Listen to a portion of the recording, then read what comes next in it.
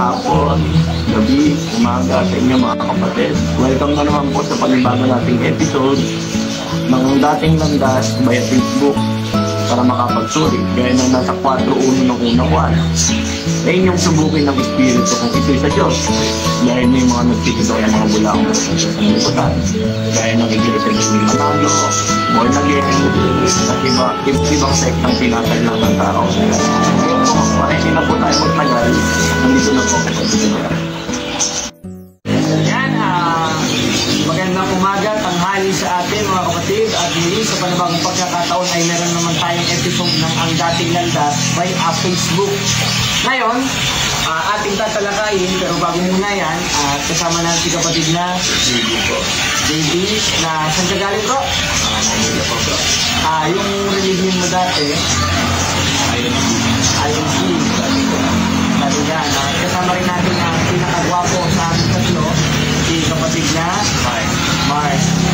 Ayan, para makapagpasimula tayo, ano bang purpose ng Ang Dating Landas? Ito ay para Manila. Manilo, Manira, Manire. Kaya yung sinasabi ng mga pastor-pastor ng mga buwan natin dyan. Eka! Nangangaral kayo, walang pag-ibig.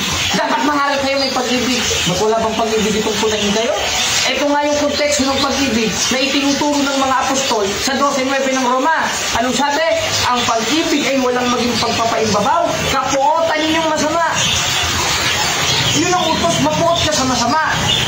Pagpalagay mo na lang, yung anak mo, gumawa ng kalok-lokan, hindi mo pa kahatawin yun. Hatawin mo yan, mapupuot ka lang. Bakit masama yung ginawa niya eh? Nakita mo nagdakaw sa tindahan ni Aling Limang Roy. Nakita mo nang upit sa tindahan ni Aling Mila. Ikaw naman, ina ka, tatay ka, hindi mo ba kapupuotan yung anak mo? Doon na ginawa niyang masama. Aba, kung ako yun, palulubudin ko pa sa mundo yun, bilang disiplina. Kaya yun ang sabi eh. Maiging paluin ng bata sa puwet. Hindi na ako magtatanong kung meron mga ganyan na nagsasabi wala tayong pag-ibig kung mangaral. Ano walang pag-ibig? Nagbabasa ba kayo ng Biblia ninyo? Nasa 12.9 na nga ng Rome na ang pag-ibig ay walang maging pagpapaimbabaw. Therefore, yung pag-ibig na itinuturo namin, hindi pa imbabaw. Na ano? Na napopuot sa masama. Sa papaanong paraan? Masahin natin ang 1.13 ng Tito. Ang sabi, ang patotong ito'y tunay dahil dito, sa way mong may kabagsikan sila. Talagang sisigaw ka, talagang dadalihin mo sila. Ba't ka naman matatakot kung Kristiyano ka? Ang sabi nga ni Kristo sa Mateo, huwag kayong makatakot sa nagsisipatay ng katawan. Datapot hindi na nga kakapatay ng espiritu. Kaya ako, sitakin niyo ko. Hindi ko matatakot sa inyo, mga protestante. Mga nabukod kayo ng demonyo ayon sa Biblia. Basahin natin ang 24 Mateo, kapatid Mark. Sapagkat may maglilitawan ng mga bula ang Kristo at mga bula ang propeta at magpapakita ng mga dakilang tanda at mga kababalaghan Na? ano pat ililigaw ang mga ari pati ng mga hirang. Ayun. Yun naman pala ang sabi ni Kristo eh. Maraming mga bula ang propetang magsisilisaw sa sanlibutan. Ano pat maaaring iligaw ang mga hirang. Kaya nga libo-libo ng Katoliko na aakay ng mga ito eh. Lalo nung isang relihiyon sa Pilipinas, na kulto.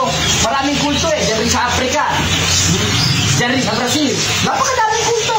Sa tunayan na natutupad yung sinabi ni Kristo sa 24 ng Mateo na maraming magsisilitaw. Pag sinabing lumitaw, sumulpot. Tayo, hindi naman tayo sumulpot eh. Hindi applicable sa atin yan. Ngayon, anong purpose ng Ang Dating Landas? Para ba manira? Hindi para manira. Hindi para mantapak ng kapwa. Kundi para kapuotan yung masama dahil yan yung pag-ibig na sinasabi ng Biblia na hindi paimbabaw na nasa 12.9 ng Roma. Na ginawa rin mismo ni Kristo dun sa mga scribat pariseo sa 23.15 ng Mateo. Nung nakita niyo yung mga scribat pariseo kung ano-ano ginagawa doon sa templo, sabi niya, saaban ninyo, mga scribat pariseo, pinunan niya eh. Ano bang sabi? Kasi sasabihin ng mga protestante, ba't si Kristo ka ba? Hindi. Pero una-una, hindi naman ako pinakusap. Wala naman ako sa kanan ng Diyos. Alagad ako ni Kristo, pero hindi ako si Kristo. Pero ang utos, sa Filipos 2:5 hanggang 8, magkaroon tayo ng pag-iisip na ito'y na kay Kristo Jesus na naman. Na ano? Na kung paanong pumuna si Kristo, sumigaw si Kristo, pinunan niya, pinrangka niya, yung mga scribat pariseo na nakakaligaw ng tao, ganoon rin ang gagawin natin. Dahil lang yan ang definition ng tunay na pag-ibig na tinuturo ng Biblia. Tapos itong mga pastor na ito, takot makipag-diskusyon. sasabihin, ang highest form of debate, mamigay na lang ng lugaw. Hindi, laban pala sa laman ng pakikibakan ninyo, mga duwag. Bakit? Dahil ang pakikibakang itinuturo ng Biblia sa ikalawang Korinto 14:5, hindi laban sa laman. Spiritual warfare. Aral sa aral. Dahil dyan mo makikilala ang totoo eh. Basahin natin sa 1:17, kapatid na JD. 17. Kung ang sino mang tao ay nag-iibig gumawa ng kanyang kalooban, ay makikilala niya ang turo. Ayun. Saan makikilala ang totoo? Sa turo. Eh ngayon, yung ipinangangaral ng isang pastor, ipinangangaral ng mga born again, pinangangaral ng mga Pentecostal, taliwas na dun sa turo na makikilala mong katotohanan. Anong dapat natin gawin bilang Kristiyano? Sabi sa ikalawang Korinto 14:5, ang ating pakikilaban ay hindi laban sa laman, kundi sa harapan ng Diyos na siyang may kapangyarihan gumiba ng puta. Pag sinabing giba, talagang pupukpukin mo yon. Dahil hindi mo naman magigiba yung isang pader kung hindi mo pupukpukin. Talagang pupukpukin mo. Talagang gigibain mo kung talagang totoong Kristiyano ka. Eh kung di ka Kristiyano, huwag ka na sumamba kay Kristo. Huwag ka nang gumawa gaya ng sinasabi ng mga pastor na naalala ko, kapatid na Bagtas, kapatid na David, yung isang pastor ng born again, hindi na daw ipaliligtas ang gawa ayon sa Biblia. Pakinggan natin, mga kapatid.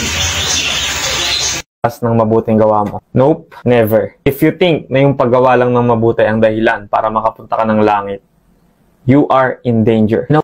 Ayan, napakinggan natin si Pastor Otto na ang pangalan ay Teres Lai ng born again Christian Puno. Na ang sabi niya, kung sa tingin mo ang mabuting gawa ay ikaliligtas, nagkakamali ka. No. Bakit? Because you are in danger. Saan mo nabasa yan? Na pag gumawa ka ng mabuti, eh you are in danger. Ako parang in danger species itong pastor dito.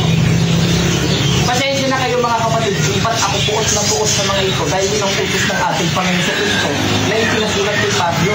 At ang sabi ng ating isang santo, hindi ako karapat-dapat na tawaging Katoliko kung hindi ko kayang ipagtanggol ang ating pananampalataya. Kaya bilang Katoliko, hindi tayo magpapainit ng puwet, hindi tayo magpapakiw, hindi tayo sasayaw-sayaw na lang. Anong gagawin natin? Ipagtatanggol natin ang ating pananampalataya na pinupuna o inuusig ng mga pastor na protestante. Tuloy tayo sa ating tema. Ang sinabi ng pastor na ito, kung sa tingin daw natin, ang kaligtasan, sa pamamagitan ng mabuting gawa, nagkakamali daw tayo. Anong masasabi ko ng kapatid na Bagtas? Doon sa sinabi ng pastor na napakadelikado daw kapag gumawa tayo ng mabuti. Hindi. Kasi tayo, kung papatawad tayo ng Panginoon, ano pong magawa natin mga pagkakasa. Kaya nga ako, hindi ako naniniwala sa karma. Kasi kapag karma, kapag gumawa ka ng masama, edi masama rin babalik sa'yo. Pag gumawa ka ng mabuti, mabuti rin babalik sa'yo. Siyempre si Lord, kapag gumawa ka ng mabuti, mas maraming biyaya ang darating sa'yo. Siyempre si Lord, nagpapatawad yun. Alam mo yan, bilis mo yan, bro. Ayan, ikaw naman kapatid na JD, anong masasabi mo dun sa isang pastor na nagsasabi, no, pag sumunod ka daw o gumawa ka daw ng mabuti, napaka-endanger daw yun. Ano masasabi mo dun kapatid na JD? Ay, isang malaking kasinungalingan ng bro. Dahil sabi sa 3 ng Epeso, tayo kanyang gawa upa para sa mabubuting gawa. So sasabihin mo naman, delikado. Yan ang sinasabi ng mga pastor. Kaya mga kapatid, totoo ba itong sinasabi ng pastor na ito? Na nagpapakilalang siya daw ay tunay na mangangaral at mangangaral-ngaral dyan sa Quezon City, sa mga campus, sa mga estudyante at lalo na sa social media. Makinig kayo, mga inaakay niya, maliliwanagan kayo dito sa awat tulong ng Diyos kung makikinig kayo. Pero kung hindi kayo makikinig, sabi sa 8:47 ng 1, hindi kayo sa Diyos. Ay sabi naman tayo, pag-utos sa 4:1 ng unang 1, ating subukin ng Espiritu kung ito'y sa Diyos. Ngayon, biblical nga ba ang sinasabi ng mga pastor protestante at itong pastor na ito na napakadelikado daw kapag gumawa ng mabuti? Dahil unang-una, kasalukat siya ni Apostol Pablo. Dahil ang sabi ni Pablo sa 2:10 ng Epeso, tayo kanyang gawa na nilalang kay Kristo Jesus para sa mabubuting gawa. Hindi kailangan pala ng mabuting gawa. Bakit? Doon tayo nilalang kay Kristo Jesus eh. Tapos sasabihin mo, hindi na kailangan. Sasabihin mo, napakadelikado. Ayan ka, pastor. Wala akong sinabing mura. Wala akong sinabing masakit na salita. Pawang nasa Biblia lang at nasa referensya. Ikaw na bahala kung ano yung sinabi ko sa iyo. Basta, yun ka. Bulaan ka ayon sa Biblia. Bakit? Paano mo sasabihin na kapag gumawa ka ng mabuti, you are in danger? At hindi na kailangan ng mabuting gawa para maligtas. Samantalang ang sabi ni Pablo sa 2:10 ng Efeso, ay kanyang gawa na nilalang kay Kristo Jesus para sa mabubuting gawa. At pag sumampalataya ka lang ng sumampalataya, hindi ka naman gagawa, patay ang pananampalataya mo. Basahin natin kapatid na JB sa 2:26 na Santiago. Ito ang ating mababasa mga kapatid. Sapagkat kung paano ang katawan na walang espiritu ay patay, ay gayon din ang pananampalatayang hiwalay sa gawa patay. Yun naman palang sabi ni Santiago eh. Kung paanong katawan na walang espiritu'y patay. Pag wala ng espiritu yung katawan, tumba na yun. Wala nang pakinabang yun. Ganun din pala sa pananampalataya. Kaya hindi pala pwede lang yung faith alone, gaya yung sinasabi ng iba. Kumakanta pa sila ng yung sinasabi nila, yung Hosanna, Hosanna. Gumagano'n po sila eh. Ba't hindi ba works yun? Works yun eh. Yung pagwagayway na ito, works yun. Huwag mo sabihin faith yan. Kumilos yung kamay mo, scientifically speaking, gumawa ka, di kinokontra nyo mismo yung aral ninyo na hindi na kailangan ng gawa sa paglilingkod sa Panginoon. Bakit? Dahil napakalino mga kapatid eh, nang sabi sa 2:26 ng Santiago, kung paanong katawan na walang espiritu'y patay, ay gayon din ang pananampalatayang hiwalay sa gawa patay. At hindi ng patay, kapatid na baby, kapatid na magtas. Tanong mo sa akin kung ano pa. Nakakasala pa. Basahin natin ang 4:17 ng Santiago, sabi,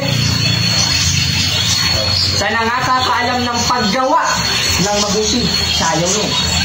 Ngunit hindi ginagawa, gaya ng pastor na yan, ito'y kasalanan sa kanya. Sino nagkakasala? Tayo ba? Sa kanya. Itinuro niya sa mga inosenteng Katoliko, sino nagkakasala na? Sila na lahat. At yan ay konsiderado mortal sin. Dahil sinasadya nila eh. Alam na nila yung paggawa ng mabuti. Ayaw nilang gawin. Anong sabi sa kanila Santiago? Sa 4:17 ng Santiago, ito'y kasalanan sa kanya.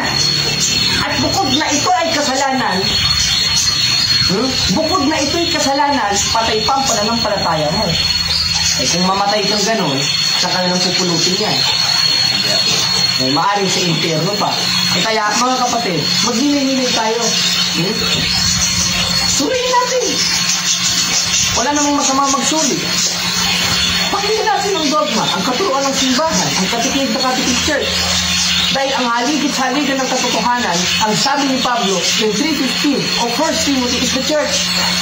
Magsuri tayo, magtanong tayo sa mga kaparian, magtanong tayo sa mga Catholic faith defenders, magtanong tayo kung nabrokol, wala namang masama din eh. Kaya may kasabihan, daig ng mapagtanong ang marunong. At utusin yun. At tungkulin ng isang pastor yun. Basahin natin sa 3:15 ng unang Pedro. Ang sabi, inyong sambahin si Kristong Panginoon na inyong buong puso, na ano? lagi kayo handa sa pagsagot. Handa dapat tayo sa pagsagot. Dahil yun yung mabuting gawa na tinuturo ng Biblia. Alin? Yung sulutot sa tanong is an act and also a faith. Dahil hindi naman isa ang nananatili. Ang nananatili, tatlo. Basahin natin sa unang Korinto 13:13, sabi, datapot nananatili ang tatlong ito: pananampalataya, pagsahabag, pag-ibig. At ang pinakalakila sa mga ito ay ang pag-ibig. At ang definition ng pag-ibig sa Biblia, yung pagsunod sa utos ng Diyos. At para masunod natin yung utos ng Diyos, sa 3:18 ng unang 1, huwag tayong umibig ng salita gaya ng mga pastor, hindi naman, kundi ng gawat na totohanan. Dahil pag umibig tayo ng salita, hindi naman, puro faith ka lang, wala kang works, patay ang pananampalataya mo, nagkakasala ka pa. At yan ang problema sa mga pastor protestante na hindi na nakaunawa at hindi na makakaunawa pa. Bakit? 4:4 ng ikalawang Korinto sabi na binulag ng Diyos ng sanlibutan ito. Alin? Ang isip ng hindi nagsisisampalataya. Hindi naman kayo sumasampalataya eh. Dahil ang definition ng pagsampalataya sa Biblia may kasamang gawa. Bakit? Dahil in 2:26 of James, faith without works is dead. Patay. Tapos sasabihin mo, napakadelikado pag di gumawa. Sinungaling.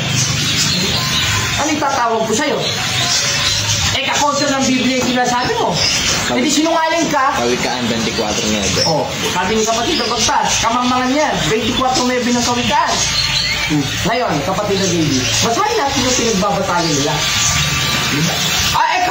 Yung nakapako sa krus, nakatabi ni Kristo, hindi na ikaw pinagawa, hindi na ikaw pinabautismo, sumampalataya lang. Di yun ang patunay na hindi daw kailangan ng gawa. Bakit? Hindi daw pinababa ni Kristo eh. Kung di ka ba naman engot, tanong mo sa akin bakit? Hindi na makakababa yun, nakapako na eh. Hindi na makakagawa yun eh. Yung kamay, simboliko ng paggawa, nakapako. Yung pa, simboliko ng pagpapatuloy, nakapako. Sa tingin mo, kung mababayin pa ni Kristo yun doon, hirap na yun doon. Wala na kung pakialam kay Kristo kung niligtas yun. Kaya kung sasabihin nyo o ang pagpapatayan ninyo na hindi na kailangan ng mabuting gawa, yung nakapako, magpapako na rin kayo sa krus. Kaya may definition yan, ba't niligtas ni Kristo? Bakit hindi na pinagawa ni Kristo? Sumampalataya lang. Dahil hindi na nga makakagawa, nakapako na. Pero pag di ka nakapako, gagawa ka talaga. Hindi pwede batu-batugan ka lang, na nakahiga ka lang. Hindi pwede yun. Nauutusan ka, hindi ka susunod. Yan ang pagkakamali ng mga pastor protestante na wala nang ginawa kundi iligaw at mangligaw ng mga inosenteng Katoliko. Amen, mga kapatid? Amen. Amen. Bakit? Yan ang sinasabi ng banal na kasulatan. Yan ang sinasabi ng Biblia. Yan ang sinasabi ng mga referensya at dogma ng simbahan. Kaya ito logic, no? Kung hindi na kailangan ng gawa para maligtas, pastor, paano mo masusunod yung utos ni Kristo sa 10:25 ng Hebreo na huwag pabayaan ang pagkakatipon gaya ng ugali ng iba o magsimba? Masasagot pa nila yun? Hindi. Bakit? Dahil para masunod mo yun, kailangan mong gumawa. Bakit? Basahin natin ang 10:25 ng Hebreo na huwag ninyong pabayaan. Alin? Ang pagkakatipon gaya ng ugali ng iba. Dahil yung mabuting gawa na sinasabi sa Biblia, sa 2:22 ng Santiago, na ikasasakdal ang pananampalataya ay yung pagsunod sa utos ni Kristo. At isa dun sa utos ni Kristo, 10:25 ng Hebreo, yung pagsisimba, yung pagpunta sa pagkakatipon. At hindi ka naman makakapunta sa pagkakatipon kung hindi ka gagawa. Ano ka kakalungin? Ano ka, baby? Kaya may kanta akong alam, yung umuwi ka na, baby, hindi na ako sanay nang wala ka, mahirap nang mag-isa, at sa gabing hinahanap-hanap kita, hanggang kailan ako maghihintay na makasama ka, muli sa buhay kong puno ng paghihirap. Yan ang mga buhay ng pastor.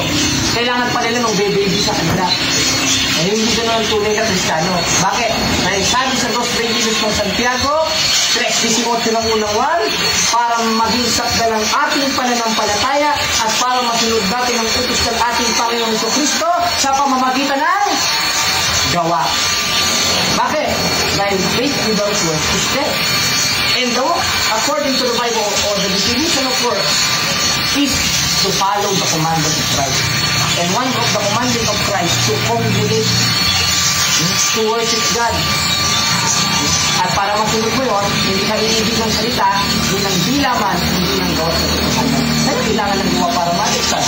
Ngayon, yung binabasa pa nila sa pag-ibig, yung 2:8 ng Efeso, nakalagay, ang sabi ni Pablo, not by any work of righteousness because you shall boast. Hindi na daw sa pamamagitan ng gawa. Dahil ito yung sumampalataya ka lang. Yan ang sinasabi ng mga protestante. Totoo ba ito? Hindi totoo ito eh. Bakit? Dahil magkakaroon ng kontradisyon. Sinama mo. Magkakaroon ng kontradisyon. Bakit? Eh sabi sa 2:8-9 ng Efeso, hindi na kailangan ng gawa.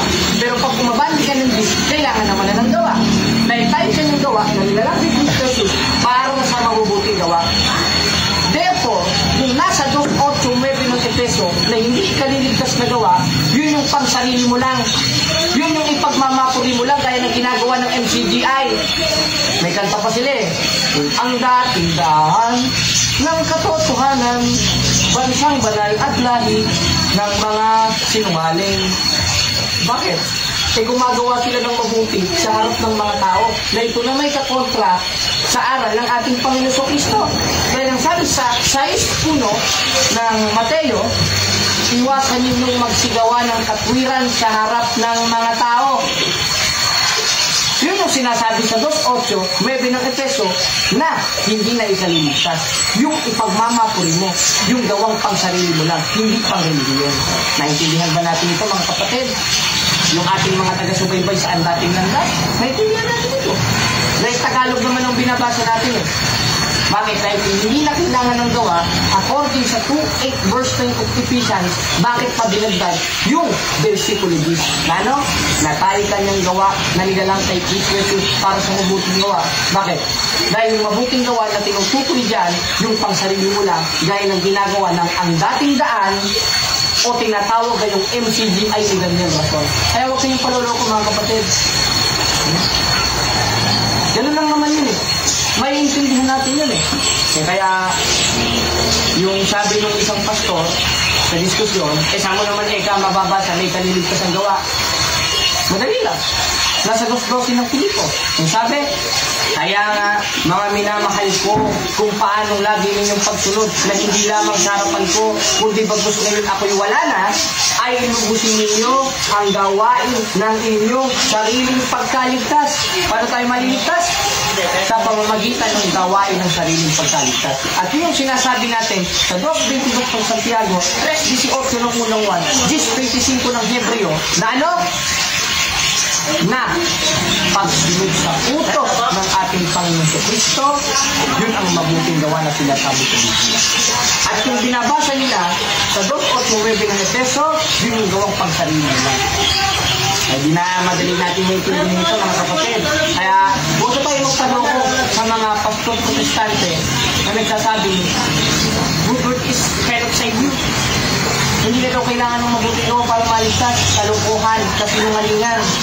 Ikaw kapatid na JB, anong masasabi mo doon sa argumento ng mga protestante? Yan.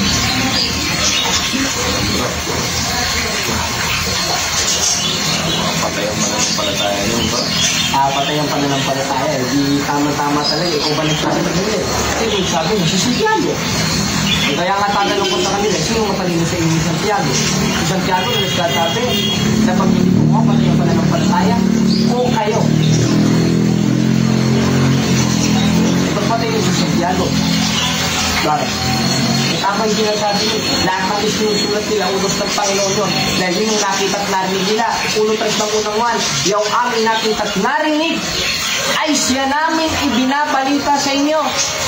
At isa doon sa ibinabalita ng mga apostol, 2:12 ng Filipos, tayo kanyang gawa. Na nilalang kay Kristo Jesus o lubusin natin ang gawain ng ating sariling pagkaligtas. Kaya kailangan ng gawa para maligtas. At yun yung pagsunod sa utos ng Diyos.